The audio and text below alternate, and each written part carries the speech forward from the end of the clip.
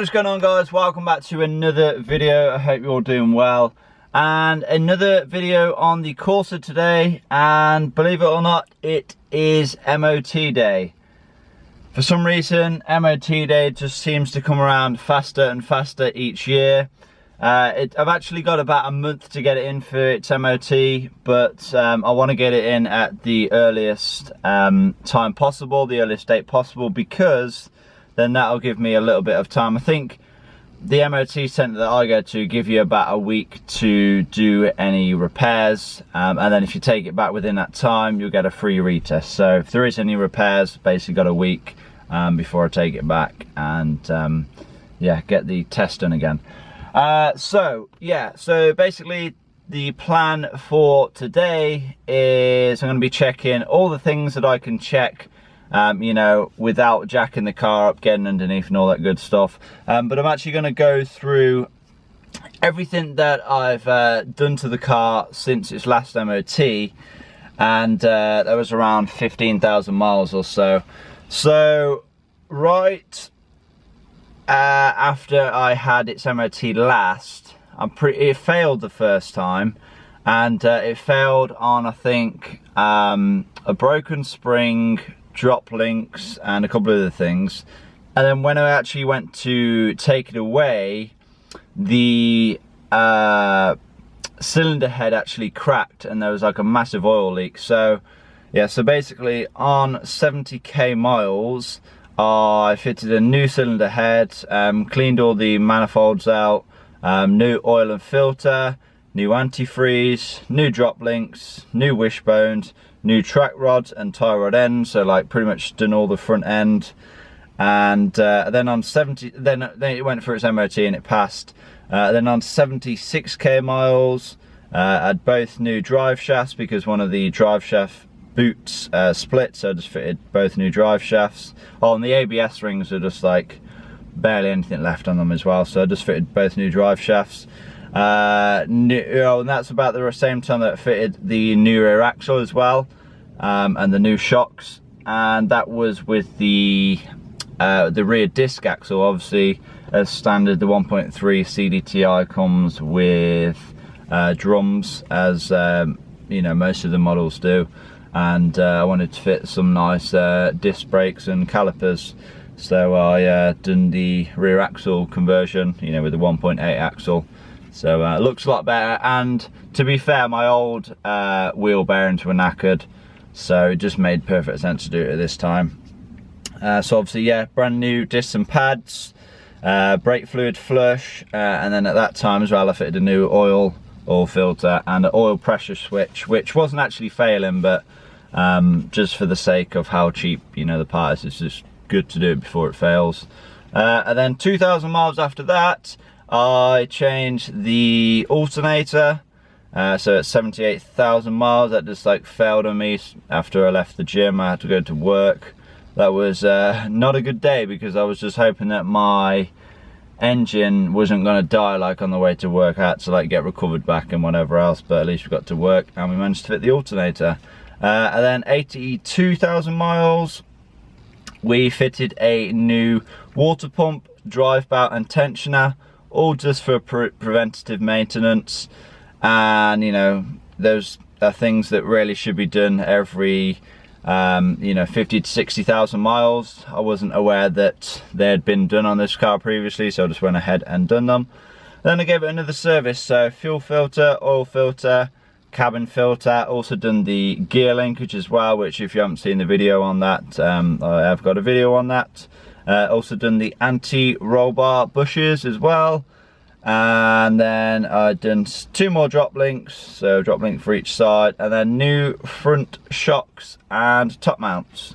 So I had quite a lot done since the last MOT, you could say, but that does not mean it will not fail. I'm a little bit iffy on one of the rear handbrake cables for whatever reason. Well, I know the reason. It's not actually biting on the right side, so the off side.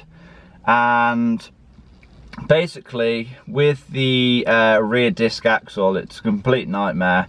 you have like different brackets on them for where the handbrake cable sits in, and I'm pretty sure I've either got the wrong bracket for the cable or I've got the wrong cable for the bracket on the one side. So chances are, I'm probably going to have to sort that out at some time, because like I said, it is only locking on the one side. Apart from that, I don't think there's really too much. Oh, there's kind of like a clunking when I'm going at low speed over speed bumps, and kind of when I'm turning right sometimes as well. So I'm like unsure as to what that could be. I know my front gearbox mount isn't, is looking a bit sorry. It's not really looking the best. But that's kind of on the left side, on the, close to the near side of the vehicle. So I'm not really sure if it's that or not. But like I said, I've pretty much changed everything in the past year or so. So I'm a little bit, miffed as to why, I'm still getting that clunking. But, it is what it is. It can't really be helped. I'm not too sure why this, car has just came up here and decided to park next to him. It's 9 o'clock in the morning, right? And I've just came right to the top of a car park just to film this video. And then a car decides to come all the way up here, past 4 floors of, just empty car park, and come right up here and park next to me. But it is what it is. Yeah, I think I'm going to go through a few little tests, which, like I said, I can do myself without jacking up the car and all that. So, testing the horn, just showing you that I haven't got any warning lights, in checking all the bulbs, checking the tyres, make sure I've got enough tread, which I'm pretty sure I have, because again, all the 4 tyres have been replaced in the past 12 months or so. But I'm going to actually check with a tread gauge and see how much tread I have left. So yeah, let's go ahead and do a few of these tests ourselves. Okay then, so first test we'll do is inside the car. First thing we'll do is go ahead and test the horn. Yeah, horn works. We'll go ahead and start up the engine.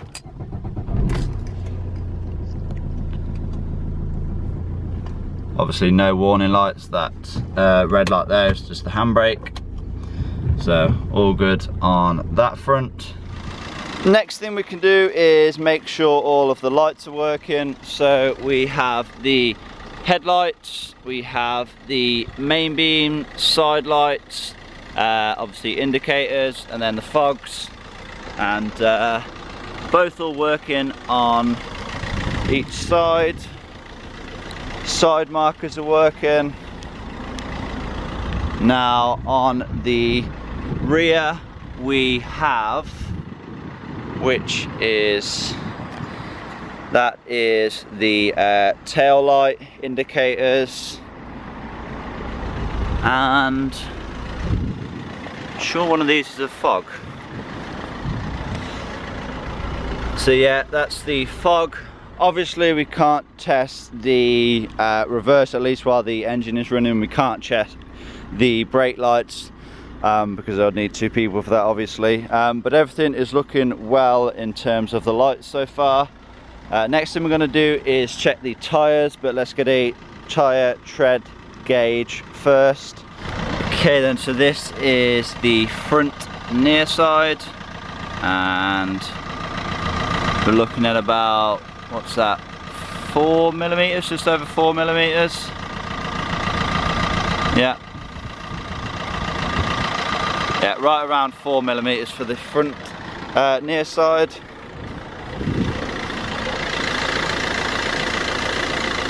Yeah, around 4 millimeters, 4 millimeters, and around 4 millimeters.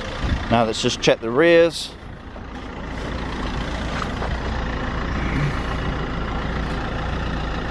That's around 4 millimeters as well.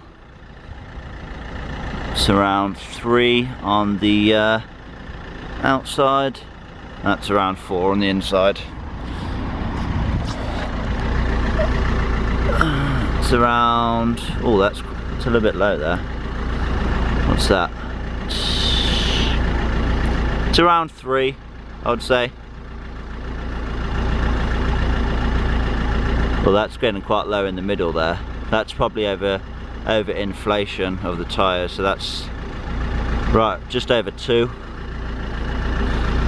and that is around 3. So in general, we're pretty good, like for all the tyres. They're not going to last a whole lot longer. I'm probably going to have to replace all 4 again this year. But I definitely have got my mileage out of them, like a good 15 to 20,000 miles out of them. So yeah, they've all done well. But like I said, I'm going to have to replace them all soon. There's only really one more test that I can think of that I can do, and that is obviously the windscreen wipers, and make sure I've got washer fluid and everything. So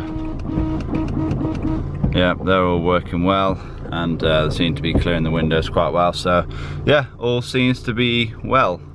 Okay then, so obviously I've checked the most simple things, you know, the most common things that cars fail on, which is obviously the tyres and the light. I've checked the horn, I've checked the wipers and the washer fluid. There's really not a whole lot else that I can check myself, but I just thought I'd do this pre-MOT check, just, you know, rather than taking it in and, you know, having like a pointless fail. You know what I mean? Because like I said, I only have a week to rectify any problems, so obviously I need to order parts and things like that if there is any fails on the MOT. So yeah, so I guess it's just going to be a case of taking the car in and then waiting for the outcome. So you will join me again when I have had the MOT, and yeah, I guess just wish me luck.